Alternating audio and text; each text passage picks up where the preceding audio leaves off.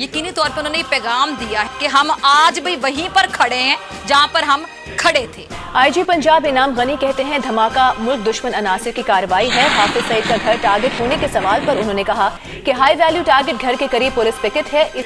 लश्कर के चीफ हाफिज सईद का बेटा, खबर कंफर्म नहीं है, खबर ये आ रही है कि उसकी हत्या कर दी गई है। जो अबडक्टर्स उसे उठा के लेके गए थे उन्होंने उसकी हत्या कर दी। लेकिन आज जो हुआ, जहां हमारे मुहाफिज ही हम पर हाथ उठाएं, हम पर जुल्म ढाएं, वहां पर जहां अपना सियासी हक मांगने की कीमत पर एक सियासी कारकुन की जान ले ली जाए, मुझे वहां पर एक खुशी नहीं मनानी और मेरे ख्याल से कोई भी खुशी नहीं मनाएगा। और आप लोगों की वजह से आप लोग हमारे रंग में भंग डालते हैं। 70 साल से एक आदमी कश्मीर का ढोल बजा रहा था, उसकी खा रहा था, उसकी पी रहा था, उसकी पहन रहा था। हमारे बेदिल प्रधानमंत्री ने और बेदिल हमारे गृह मंत्री ने 70 सेकंड में उस पर पानी फेर दिया। वो आईटी पे काम कर रहे हैं, हमारे कहाँ काम कर रहे हैं। नए नए तरीके याद करने हैं। मांगना कैसे है, अब बांध रोड लेनी है, ठीक है, लत बन लेनी है, ये मांगने के नए तरीके सिखाते हैं। रहा है कि पाकिस्तानी खुफिया एजेंसियां हाफिज के बेटे का पता लगाने की कोशिश में है। जो अबडक्टर्स लेके गए थे उन्होंने उसको बहुत टॉर्चर करके उसकी हत्या की। उसकी लाश जबा वैली में मिली, केपीके में। भूखा मार दिया, कपड़े उतार दिए, नंगा कर दिया। अब क्या वो बोलेंगे नहीं पाकिस्तानी? आपके सीने में दिल ही नहीं है? चीमा, मैं तुम्हारे साथ खड़ा हूं, हिंदुस्तान का मुसलमान, इस दुख की घड़ी में। चाइना आपका दोस्त है? कौन है? चाइना। आपको किसने कहा? हम तो गुलाम हैं, उनके कर्जा कितना लिया आपने? तुम लोग नंगे हो गए हो, नंगे। और तुम्हारे लिए ये लेके आया हूं केले का पत्ता, और इसमें मैंने बना दिए छेद। गल्फ कंट्री से खबर आ रही है कि वहाँ पे जो बेकारी पकड़े जाते हैं उनकी जेलों में 90% उनमें से पाकिस्तानी होते हैं। तो है ना, पाकिस्तान का पहला नंबर है किस चीज में? दुनिया में है। रिजवान अहमद का मैं रुख करता हूं। रिजवान साहब, भारत के मुसलमान हैं आप, लेकिन ये कमर चीमा और इमरान खान प्रधानमंत्री हैं, लेकिन वो बात ऐसे कर रहे हैं जैसे वो मस्जिद में तकरीर दे रहे हैं, और वो भी हाफिज सईद के बगल में बैठकर। अमीश भाई, जय हिंद, वंदे मातरम। जितने भी यहाँ हमारे भारत के पैनलिस्ट हैं उनसे मैं कहूँगा पहले मेरी बात सुन लें।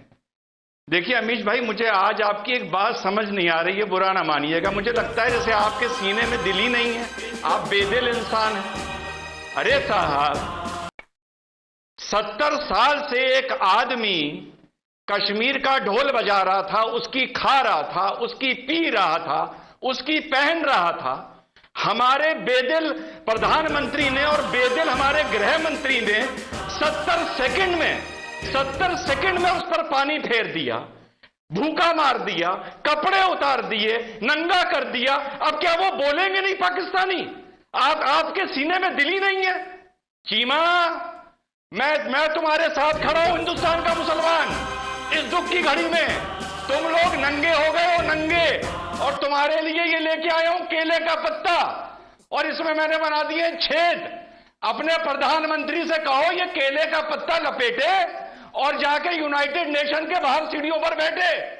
ये हिंदुस्तान का मुसलमान का पैगाम है तुम्हारे लिए, और मैं तुम्हारे साथ खड़ा हूं आज, मैं तुम्हारे साथ हूं। और मुझे ये समझ नहीं आ रही कि अफगान तालिबान की क्या मजबूरी है कि वो क्यों टीटीपी को जो है वो जगह दे रहे हैं। क्यों टीटीपी को अफगान तालिबान जगह दे रहे हैं? कोई है पूछने वाला? मैं तो समझता हूँ जो हमारी लीडरशिप है, इनको तो अफगानिस्तान के साथ इंगेज नहीं करना चाहिए। अगले दिन तो हमने इनके बॉर्डर बंद किया था और ये घुटनों पे आ गए थे, और आमिर मुत्तकी ने कहा जनाब कि हमें तो प्लीज थोड़ा टाइम दें, और हमने 200 एंटी मिलिटेंट पाकिस्तान जो ग्रुप से पकड़ ली। आज उनको पता था कि आज का दिन पाकिस्तान में छुट्टी है, दुश्मन को पता है उसको छुट्टी है, आज पाकिस्तान में छुट्टी है, और आज पाकिस्तानी अपने नबी की देखिए, एक वक्त था हम कहते थे लो जी साड़ी इंडिया ना लड़ाई है। और भाई क्वेश्चन ये है कि इंडिया तो अपना काम कर रहा है। इंडिया तो जाके वो कह रहा है जी हमारी तो चीन से लड़ाई है। अब वो तो कह रहे हैं कि जी हमें तो इमर्जिंग टेक्नोलॉजीज में जाना है।